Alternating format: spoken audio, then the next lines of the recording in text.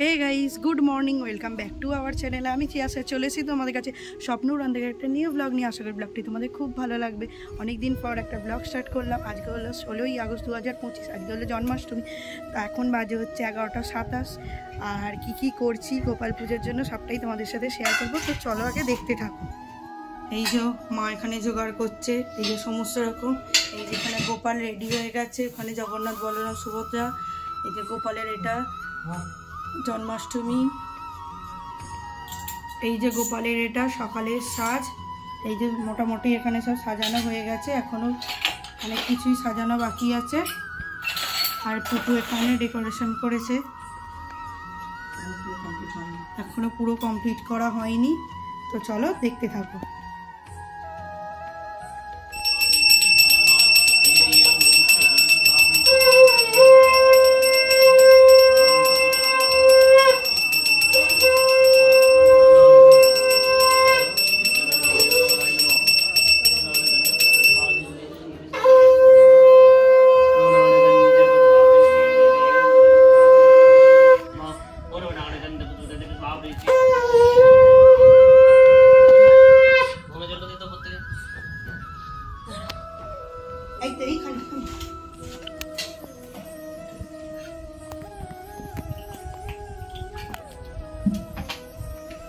ओम तदि विष्णु बाबरे जी विष्णु नमः ओम नमः गंध पुष्प बाबरे शिवाय इसे मोटे बड़े कौन से এই যে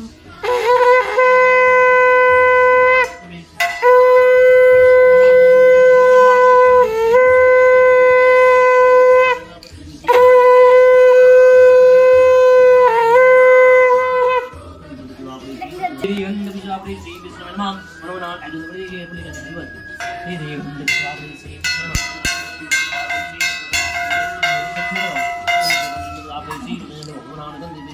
श्री विष्णुवे हे रे गंध पुष्प बाबरे श्री विष्णुवे नमः नारायण नमः ओम नमः गंध पुष्प बाबरे श्री विष्णुवे नमः ओम नमः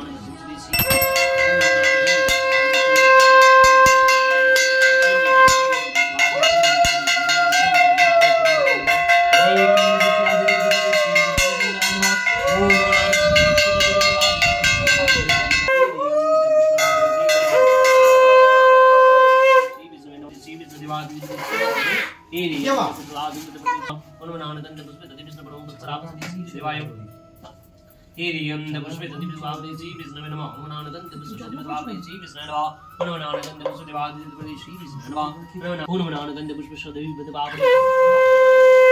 और पूजो नहीं तो तुम्हारी जाए तो मेरी गंध पुष्प बाबरे जी विष्णु में नमः ओम नमः गंध ओम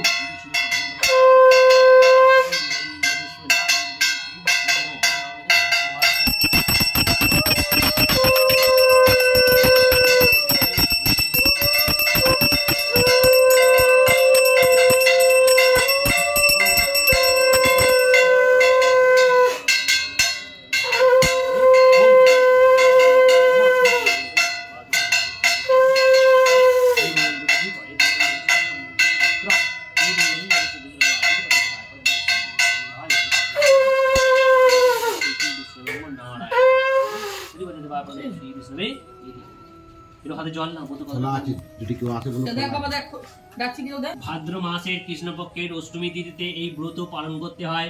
স্ত্রী পুরুষ সকলেই এই ব্রত পালন করতে পারে। মথুরায় অগ্রসেন নামে এক অতি ধার্মিক রাজা ছিল। তার ছেলে কংস খুব অত্যাচারী হয়ে উঠেছিল। বাবার রাজ সিংহাসন জোর করে কেড়ে নেওয়ার পরে মহাদেবকে আরাধনায় সন্তুষ্ট করে বর পেল, শুধুমাত্র নিজের কন্যার অষ্টম গর্ভে সন্তানাদি সে মারা যাবে, অন্য কারো হারে তার মৃত্যু নেই। এই বর পাওয়ার পর তার সাহস আর অত্যাচার অনেক গুণ বেড়ে গেল। শেষে অন্য সব ওষুধের যোগ দিয়ে প্রচার করে দিল, রাজ্যকে হরিনাম করতে পারবে না, যে হরিনাম করবে তার রক্ষে নেই। তারপর সে তার বোন দেবকী বসুদেবকে এনে কারাগারে বন্দী করে রাখলো, কারণ সে জানতো তার বোন দেবকীর অষ্টম গর্ভে সন্তানের মৃত্যু হবে। এইভাবে কারাগারে থাকতে থাকতে দেবকীর 7টা ছেলে হলো। কংস প্রত্যেকটিকে কারাগার থেকে নিয়ে গিয়ে পাথরের উপর আচার মেরে ফেললো। শেষে কংস খবর পেল দেবকীর অষ্টম গর্ভে সন্তান হবে, চারিদিকে কড়া পাহারার ব্যবস্থা করে দিল। এরই মধ্যে ভাদ্র মাসের কৃষ্ণপক্ষের অষ্টমী তিথিতে গভীর রাত্রিতে নারায়ণ ভূমিষ্ঠ হলেন দেবকীর কোলে। নারায়ণের সম্পন্ন চতুর্ভুজ মূর্তি দেখে দেবকী বসুদেব মুগ্ধ হয়ে গেলেন। বসুদেব কাতরভাবে ভগবানকে ডাকতে লাগলেন।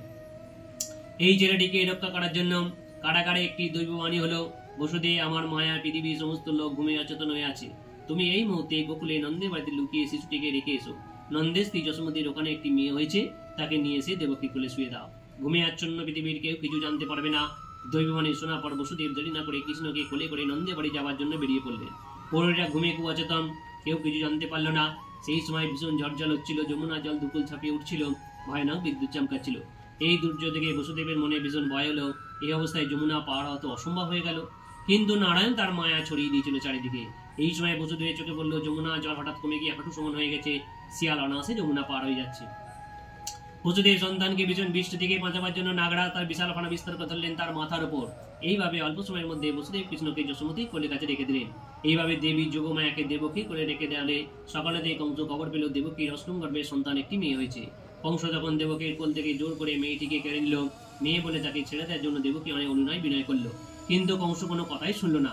সে যেমনি মেয়েটিকে পাথরের উপর আছাড় মারতে গেল, সেই মুহূর্তে তার হাত থেকে মেয়েটি শূন্যে উঠে গিয়ে যোগমায়া মূর্তি ধারণ করে শূন্যে মিলিয়ে গেল।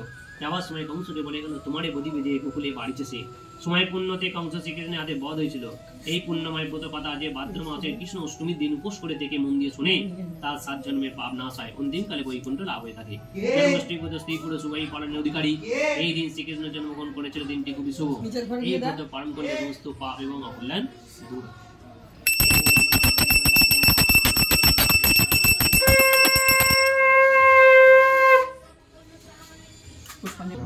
नमः विष्णु नमः ब्रह्मण्य देवाय गोब्रह्मण्य हिताय च जगद्धिताय श्री कृष्णाय गोविंदाय नमो नमः।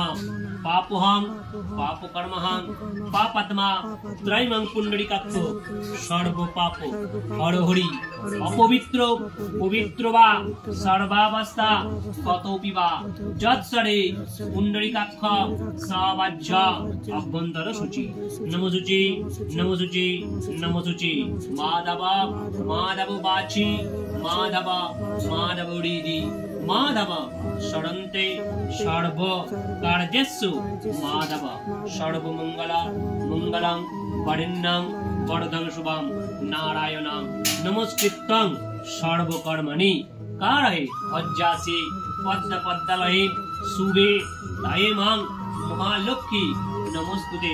নমঃ ব্রহ্মণ্য দেবায় গোব্রহ্মণ্য হিতায় চ জগদ্ধিতায় শ্রীকৃষ্ণায় গোবিন্দায় নমো নমঃ। পাপহং পাপকর্মহং পাপাত্মা ত্রয়মং পুণ্ডরীকাক্ষ সর্ব পাপ হরহরি। এষ সচন্দন বিল্লপত্র পুষ্পাঞ্জলি গঙ্গানিসায় নমঃ নমো নারায়ণ নমঃ লক্ষ্মী দেবায় নমঃ জগন্নাথ বলরাম সুভদ্রায় নমঃ গোপালায় নমঃ মা চণ্ডিকায় নমঃ নমঃ শিবায় নমঃ শ্রী গুরুবে নমঃ সর্বদেব জয় নমঃ।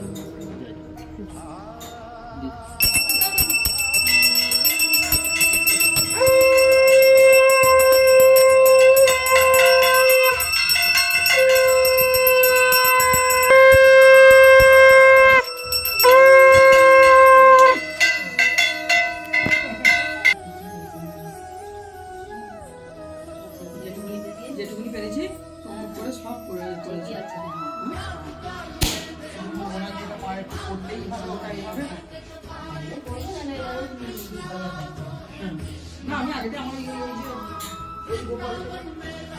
সোনামণি দেখো এদিকে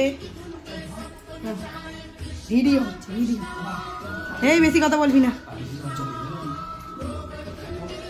এখন বসে বসে ছবি তুলবো, তাই তো বলো? আমি এখানে গল্প করবো, গল্প আমি বলবো। আর এই পিছনে এই যে আমার গোপাল সোনারা, জগন্নাথ বলরাম সুভদ্রা, সমস্ত কিছু হয়ে গেছে। এবার আমরা খাবার পালা, তাই তো? কোনো কেমন লাগছে গোপাল ভাইয়ের পুজোতে?